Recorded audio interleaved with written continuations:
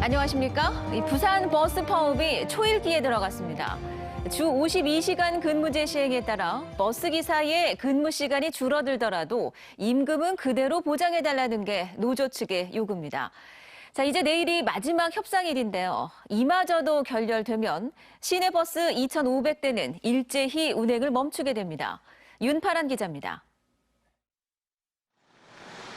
부산 버스 노사는 지난 두 차례 협상에서 아무런 진전을 이루지 못했습니다.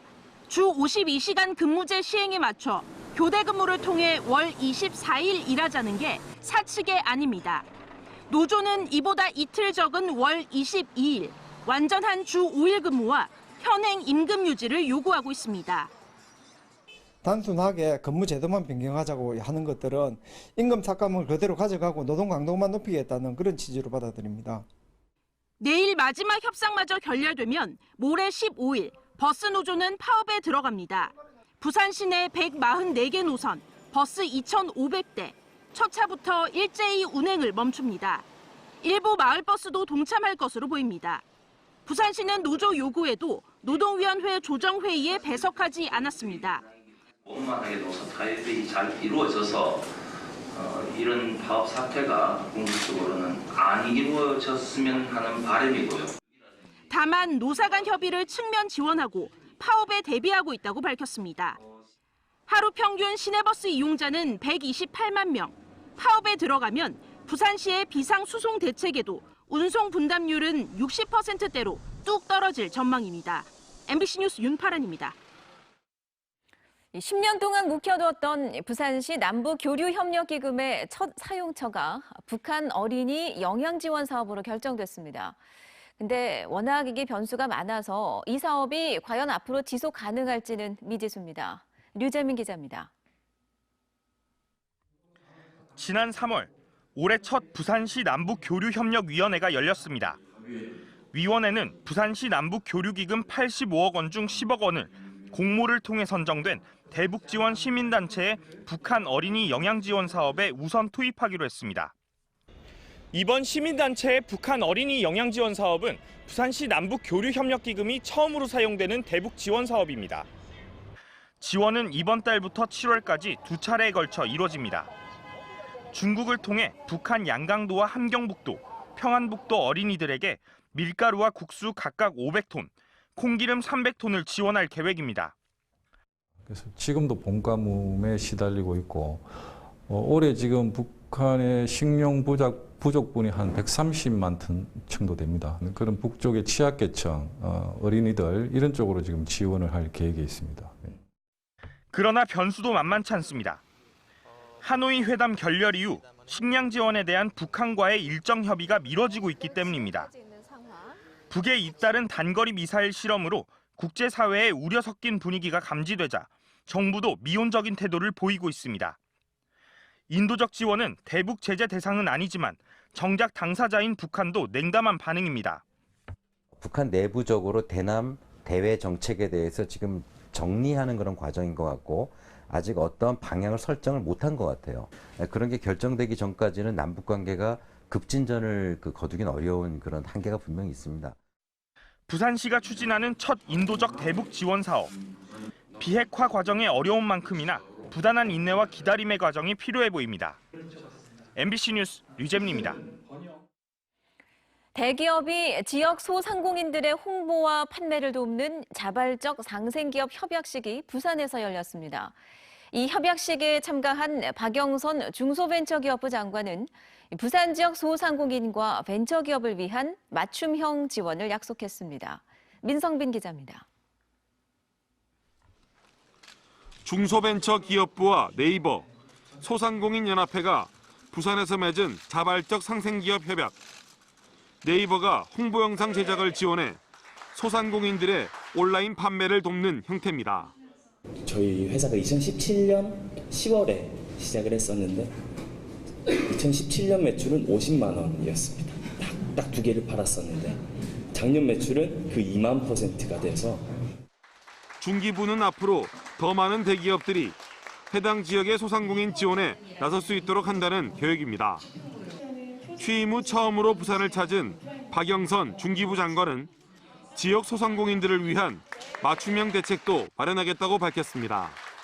중소벤처기업부에서는 이제 그냥 지원을 해주는 것이 아니고 특성화 시장을 만들어서 그 특성화 시장이 브랜드를 가질 수 있도록 지원을 하겠다는 그런 방침을 갖고 있고요. 또 제2의 벤처붐을 조성해 자영업의 위기를 풀어나갈 필요가 있다며 지역 벤처산업 지원 강화도 약속했습니다. 박 장관은 개벽식이 끝난 뒤 해운대 시장과 같은 당 김영춘 의원이 주최한 지역화폐 도입 토론에도 참석했습니다. 향후 골목 상권을 활성화하고 지역 내 부가가치 유출을 막는 대안으로 제기된 지역화폐 도입에도 중기부의 역할이 전망됩니다. MBC 뉴스 민성빈입니다. 사드 사태 영향으로 주춤하던 부산의 의료 관광객 수가 지난해 다시 큰 폭으로 늘었습니다. 하지만 여전히 서울 등 수도권 지역에 비해 의료 관광 산업의 경쟁력이 많이 뒤처져 있어서 보다 세밀한 전략 마련이 필요해 보입니다. 조재형 기자입니다. 4년 전 러시아 현지에서 혈액암 진단을 받은 쉬크노바 크세니아. 현지 치료를 포기하고 6개월마다 부산을 찾아 방사선 치료를 받고 있습니다. 지금은 건강이 많이 좋아져 부산의 병원을 선택한 것에 만족하고 있습니다. Здесь я постоянно прохожу ПЭТ-КТ, сдаю анализы. Здесь я проходила свою лучевую терапию. Успешно уже 2,5 года у меня ремиссия. И я очень рада, что выбрала этот город и эту больницу. 이 병원엔 암 등 중증 질환 치료나 건강 검진을 위해 찾는 러시아 환자가 매년 꾸준히 늘고 있습니다. 암 수술이라든지 항암 치료라든지 이런 것들이 되게 시간도 많이 걸리고 퀄리티가 많이 좀 떨어진다고 보고 계십니다. 그래서 이런 암 환자분들이 수술 그리고 항암 치료를 위해서 많이 오고 계시고. 지난해 부산을 찾은 외국인 환자는 15,200여 명. 2017년 사드 사태로 중국인 의료 관광객이 큰 폭 줄면서 전체적인 감소세를 보이다 지난해엔 전년 대비 13%나 증가했습니다. 러시아가 가장 많고 중국, 일본, 3개 국가 비중이 거의 60%를 차지합니다. 하지만 한류 붐에 동남아 국가 비중이 크게 증가하고 있어 인도네시아의 경우 1년 새 무려 210%나 증가했습니다.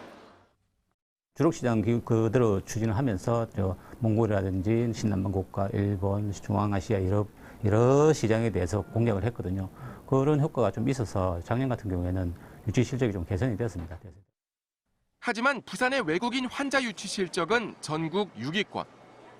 서울 등 수도권 지역 외에 대구보다도 뒤처져 있습니다.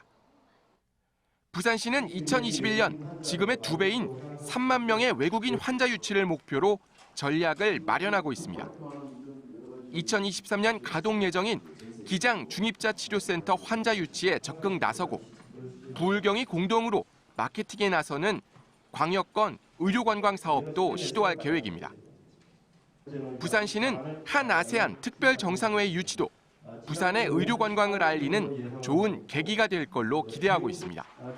MBC 뉴스 조지영입니다.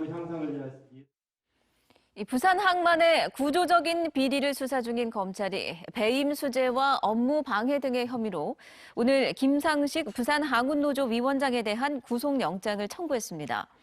부산지검 특수부는 2015년 부산항운노조가 사실상 자회사인 인력공급 관련 업체 2곳을 만든 뒤 터미널 운영사에 인력을 독점 공급하는 구조를 만드는 과정에서 김 위원장이 주도적으로 관여하고 이에 따른 금품을 받은 혐의 등을 조사해왔습니다. 부산 지역 모든 사립유치원이 내년에 국가회계 시스템인 에듀파인을 도입할 것으로 보입니다. 부산시 교육청이 내년도 부산 지역 에듀파인 연수 수요 조사를 실시할 결과 244개 사립유치원 교직원 390여 명이 신청한 것으로 집계됐습니다. 이는 올해 에듀파인을 도입한 45개 사립유치원을 제외한 나머지 사립유치원이 모두 신청을 한 것으로 교육청은 오는 14일부터 보름 동안 부산교육연구정보원에서 예산 편성과 지출 관리 등 기본 과정 실습 교육을 실시합니다. 러시아 화물선 광안대교 충돌 사고 이후 존치 논란을 빚고 있는 용호부두가 시민 친수 공간으로 거듭납니다. 부산시와 부산해양수산청 등은 오늘 오후 부산시청에서 용호부두 일원 종합개발을 위한 기본 업무 협약을 체결했습니다. 부산해양수산청은 다음 달 4일부터 용호부두 화물 기능을 중단하기로 하고 용호부두와 주변 지역을 연계해 종합개발계획을 수립하기 이전까지 용호부두를 시민 친수 공간으로 활용하기로 했습니다. 부산시는 용호부두 주변 관광자원을 활용한 중장기 계획을 수립하기로 하고 다음 달 중 종합개발 마스터플랜 수립 용역에 착수합니다.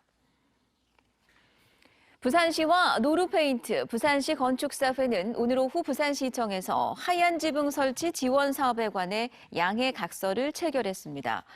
하얀 지붕 설치 사업은 햇빛과 태양열 반사 효과가 있는 밝은색 도료를 지붕에 시공해 실내 온도를 최대 5도까지 낮추는 사업으로 노루페인트는 차열 특수 페인트 등 시공 재료를 지원하고 부산 건축사회는 지붕의 시공을 맡습니다.